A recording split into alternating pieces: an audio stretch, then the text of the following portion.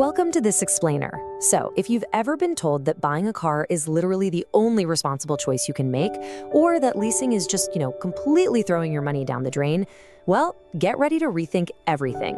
Today, we're diving into some incredibly fascinating data that completely dismantles those generational myths around car ownership. We're going to look at the actual, undeniable math that drives your lifetime transportation costs. Let's get right into it. Okay, let's start by unpacking this super bold statement from our source material. Society has this deeply held belief, usually passed down from our parents and, of course, heavily reinforced by dealerships, that holding the keys to a car you actually bought is the ultimate sign of financial adulthood, right? But here's the reality. The math behind leasing versus buying is way more complicated than most of us realize. Depending on your driving habits, how long you hold onto a vehicle, and how you manage your money, following traditional advice could absolutely save you thousands, or it could quietly become one of the most expensive financial traps of your entire life. Which brings us to Section 1, the monthly payment illusion. Picture this. You sit down at the dealership, and the salesperson almost always focuses the entire negotiation on one single manageable number. Let's say it's $650 a month. Instantly, that number becomes an emotional anchor. It sounds totally doable, right? But that's the trick.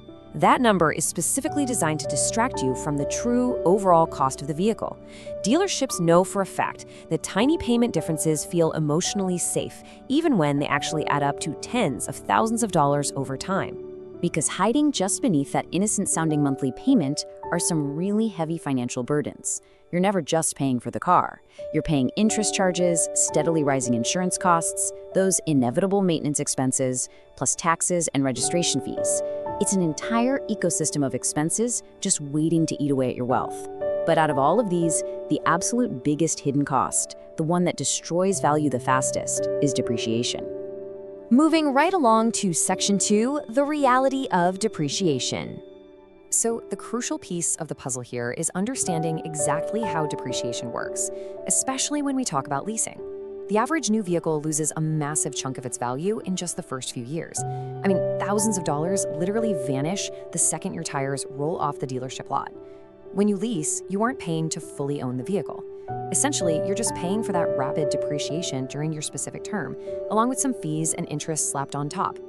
Now take a look at how this exact math creates a really powerful emotional illusion. Imagine you're looking at a sleek luxury SUV. Financing it to eventually own might cost a pretty steep $1,100 a month. Ouch. But leasing that exact same vehicle, that might only set you back $650 a month. Emotionally, it feels like a total slam dunk. You get the nicer car, all the latest technology, and a vastly lower payment.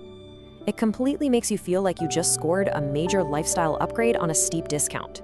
Let's look at Section 3, when leasing actually works. So if you're someone with highly predictable mileage and you really prioritize having a fixed monthly budget, leasing can actually be a remarkably strategic move. It completely shields you from the chaos of unexpected, aging car repairs, mainly because the car is practically always under warranty. If you have an unstable income, avoiding a sudden, out-of-the-blue $5,000 transmission repair bill, that provides invaluable peace of mind. But, and this is a huge but, if you don't fit that highly disciplined profile, leasing will backfire horribly. If you go over those super restrictive mileage limits, or if you accidentally scratch the paint, those return penalties will instantly destroy any perceived savings you thought you had. All right, Section 4, the long-term buyer advantage. This 12-year timeline completely exposes the critical milestone that perpetual renters simply never, ever get to experience, and that is the glorious, beautiful disappearance of the car payment. Just look at the contrast here. The leaser stays locked in this endless cycle of payments, signing a brand new agreement every 3 years. But the buyer? After year 5, their loan is entirely gone. Poof! That hands the long-term owner a massive mathematical victory over the course of 12 years, freeing them up to redirect hundreds of dollars every single month toward investments or savings. This is exactly why financially disciplined people always say that the absolute cheapest car is almost always the one you already own. Which leads us perfectly into Section 5, the human behavior trap. Here's the million-dollar question. Will you really keep it for 10 years? Honestly, you really have to answer that with complete, brutal honesty. Literally everyone says they're going to keep their purchased car for a decade, but very, very few actually do. We're heavily influenced by lifestyle inflation, the constant rollout of flashy new technology, advanced safety features, updated designs, and just good old-fashioned social pressure. It constantly tempts well-intentioned buyers into upgrading long before their current car is actually paid off. And honestly, here is where the ownership math completely falls apart. Ironically, the very same people who harshly criticize leasing as a massive waste of money often end up trapping themselves in decades of payments anyway, just by constantly trading in their cars early. When you trade in a car you still owe money on, you often roll that negative equity right into your new loan. So you're essentially recreating lease behavior, but at a significantly higher, much more dangerous cost. At least a lease is actually transparent about the fact that you'll always have a payment. When we stack the two sides of this debate side by side, it really proves that neither option is universally right for everyone.